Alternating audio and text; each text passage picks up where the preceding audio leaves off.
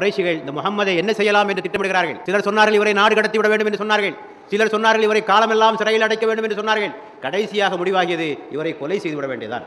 ஆனால் ஒரு குலத்தைச் சேர்ந்தவர்கள் கொலை செய்தால் அவர்கள் மீது பழிவிடும். ஆகவே ஒவ்வொரு குலத்திலிருந்தும் ஒரு ஆளை தேர்ந்தெடுத்து அத்தனை பேரும் சேர்ந்து பெருமானாரை கொலை செய்து விடுவது என்று முடிவு செய்தார்கள். அல்லாஹ்வுடைய அருளினால் பெருமானார் அதில் தப்பினார்கள். தான் படுத்திருந்த அந்த படுக்கையிலே செய்தனா அலி அவர்களை வைத்துவிட்டு சென்றார்கள். எதற்காக சென்றார்கள்? பெருமானாரிடத்திலே அமானத்தாக ஒப்படைக்கப்பட்டிருந்த பொருட்களை மக்காவாசிகளிடையே திருப்பி ஒப்படைப்பதற்காக. ஏனென்றால் பெருமானாரை அவர்கள் தீவிரமாக எதிர்த்தாலும் பெருமானார் அவர்கள் நம்பிக்கைக்குரியவர், அல் அமீன் அஸ் சாதிக் என்பதிலே அவர்களுக்கு உறுதியான நம்பிக்கை இருந்த காரணத்தினால் தங்களுடைய பொருட்களை எல்லாம் யாரிடத்திலே கொடுத்து வைத்திருந்தார்கள் என்று சொன்னால் முகமது தான் கொடுத்து வைத்தார்கள்.